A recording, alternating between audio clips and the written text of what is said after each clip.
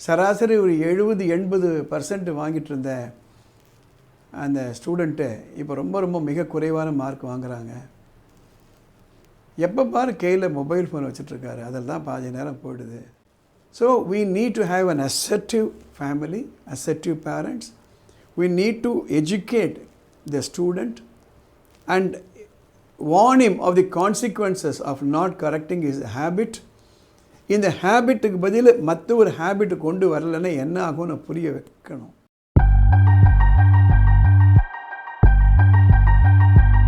பாம்பேலேருந்து ஒரு parent phone பண்ணாங்க. அவங்க என்ன சொல்கிறாங்க, அவங்க பையன் 12th படிக்கிறானாமா.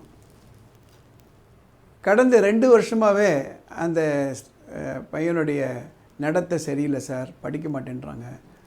சராசரி ஒரு 70-80% வாங்கிட்டு இருந்த அந்த ஸ்டூடெண்ட்டு இப்போ ரொம்ப மிக குறைவான மார்க் வாங்குகிறாங்க. எப்போ பாரு கையில் மொபைல் ஃபோன் வச்சுட்ருக்காரு, அதில் தான் பாதி நேரம் போயிடுது. ரொம்ப கேட்டோம்னா I know how to take care of myself அப்படின்னு ரஃபாக பதில் சொல்கிறாரு. என்ன செய்கிறதுன்னு தெரியல சார். நாங்கள் ஒரு சாதாரண மிடில் கிளாஸ் ஃபேமிலி.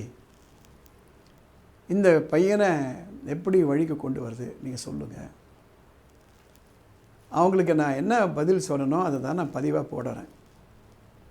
ஒரே ஒரு விஷயத்தை நம்ம புரிஞ்சுக்கணும். இத்தனை வருடங்களாக இல்லாத ஒரு பெக்யூலியர் சிச்சுவேஷன் என்ன அப்படின்னா, 5 ஆண்டுகளுக்கு முன்பு கொரோனா தாக்கத்தினால கிட்டத்தட்ட 3 வருடங்கள் நம்ம குழந்தைகள் ஸ்கூலுக்கே போகலை. அந்த பீரியடில் அந்த டிசிப்ளின் போயிடுச்சு. தினம் காலையில் எழுந்திருக்கணும், ஒரு குறிப்பிட்ட நேரத்துக்குள்ளே ரெடி ஆகிடணும், பள்ளிக்கூடத்துக்கு போகணும், அங்கே டீச்சர்கள் இருப்பாங்க, கிளாஸில் ஒழுங்காக உட்காரணும், ஹோம்ஒர்க் கொடுப்பாங்க, அதை வீட்டில் வந்து பண்ணிவிட்டு மறுநாள் கொண்டு போய் கொடுக்கணும். அது செய்யலைன்னா கண்டிப்பாங்க இல்லை தண்டிப்பாங்க. ரெகுலராக ஸ்கூலுக்கு போகணும், டெஸ்ட்டுக்கு படிக்கணும். இதுக்கு 3 வருஷத்துக்கு இல்லை. இதுக்கு மேலே சிகரம் வச்ச மாதிரி என்ன நடந்ததுன்னா, எல்லா ஸ்டூடெண்ட்டையும் இது மாதிரி ஒன்று கொடுத்துட்டோம். எதை நம்ம கொடுக்காமல் இருந்தோமோ அதை கொடுக்கக்கூடிய நிர்பந்தம் வந்தாச்சு. சாதாரண மக்கள் கூட ஒரு 6000-10,000 ரூபாய் கொடுத்து ஸ்மார்ட் ஃபோனை வாங்கி கொடுத்துட்டாங்க. வேறு வழி இல்லை. பள்ளிக்கூடத்தில் ஆன்லைன் வகுப்புகள் நடத்தினாங்க. 3 வருஷம் அந்த குழந்தைகளுக்கு இதோடையே பழகிட்டாங்க. அந்த குழந்தைகள் எல்லாம் மெச்சூர் ஸ்டூடெண்ட்ஸ் இல்லையே. இது நல்லது இது கெட்டதுன்னு தெரியாத. இதில் என்னென்னலாம் மோசமாக வந்திருக்குன்னு நீங்கள் தேடி பார்த்தீங்களான்னு தெரியும்.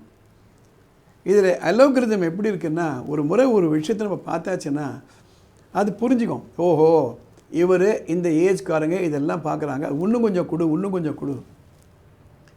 அது மாதிரி வந்து த சில்ட்ரன் காட் அடிக்டட்.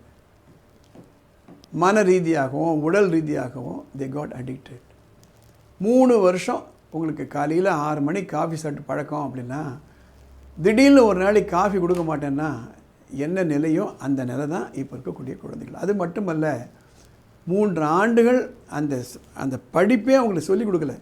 இப்போ மேத்தமேட்டிக்ஸோ ஃபிசிக்ஸோ கெமிஸ்ட்ரியோ பார்த்திங்களான்னா ஒரு ஸ்டெப் பை ஸ்டெப் தான் சொல்லிக் கொடுப்பாங்க. அது மாதிரி தான் சிலபஸே ஃபார்ம் ஆகும். 3 வருஷம் there is a gap in math, there is a gap in physics and chemistry and all that.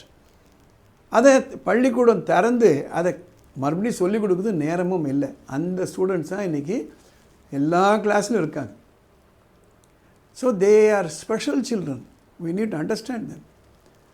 சரி, இந்த மொபைல் ஃபோனுக்கு எப்படி வழி கொண்டு வருதுன்னா, அவங்களுக்கு என்னென்ன அட்வைஸ் பண்ணேன் அப்படின்னா, there is a process called mobile phone de-addiction. உட்காந்து பேசணும் அந்த குழந்தைகளோட. 1.5 மணி நேரம் ஆகும். அந்த பேரண்ட்ஸை நம்ம ட்ரெயின் பண்ணணும், அந்த ஸ்டூடெண்ட்ஸுக்கு புரிய வைக்கணும். இன்ஃபேக்ட் என்னுடைய மென்டரிங் வரவங்கள்ட்ட ஒரு மொபைல் ஃபோன் கான்ட்ராக்டை நான் எழுதி வாங்கிப்பேன். விழாவரியாக இருக்கும். அதில் என்ன டேர்ம்ஸ் என்ன ஒத்துக்கிறோம் அப்படின்ட்டு தமிழ்லேயும் இருக்கும், இங்கிலீஷும் இருக்கும். அவங்களுக்கு எக்ஸ்பிளைன் பண்ணுவேன். ஒரு நாளைக்கு நீ எவ்வளோ நேரம் மொபைல் ஃபோனில் இருந்த, க்ளீனாக சொல்கிறாங்க 2 மணி நேரம் 3 மணி நேரம் கேல்குலேட் பண்ணி காமிப்பேன். கடந்த 4 ஆண்டுகளாக இந்த மொபைல் ஃபோனில் எவ்வளோ நேரம் உனக்கு போயிருக்கு க்யூமுலேட்டிவாக பார்க்கும்பொழுது, இந்த மொபைல் ஃபோனில் உனக்கு என்ன அட்வான்டேஜ் சொல்லுங்கள். அவங்க புரிஞ்சுக்கிறாங்க. புரிஞ்சுக்கிட்டு கொஞ்சம் கொஞ்சமாக அவங்கள வெளியில் கொண்டு வரணும்.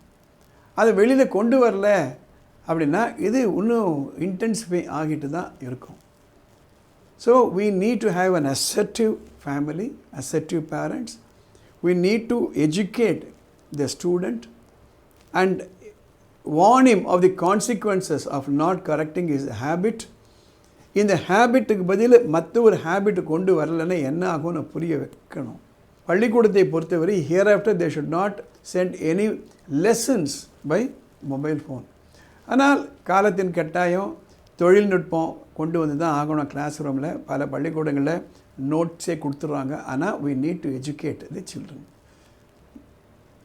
That's the only way. சும்மா அந்த ஃபோனை பிடுங்கி வச்சிட்டோம் அப்படின்னா அந்த இடத்துல ஒரு ஹிஸ்டரிக் பிஹேவியர் தான் இருக்கும். It's a sensitive matter. we have to approach it very very carefully. இந்த பதிவு உங்கள் மற்ற நண்பர்களுக்கு உபயோகமாக இருக்கும்னு சொன்னால் you share it with them. மேலே ஒரு வாட்ஸ்அப் நம்பர் போகுது. படிப்பு சம்மந்தப்பட்ட உங்களுக்கு ஏதாவது பிரச்சனைகள் இருக்குது அப்படின்னா, குழப்பங்கள் இருக்குன்னா ஒரு மெசேஜ் அனுப்புங்க. வாய்ஸ் மெசேஜோ டெக்ஸ்ட் மெசேஜோ. We'll cover it in the next episode. இந்த சேனலுக்கு சப்ஸ்கிரைப் பண்ணுங்கள், லைக் பண்ணுங்கள். அடுத்த எபிசோடில் பார்க்கலாம்.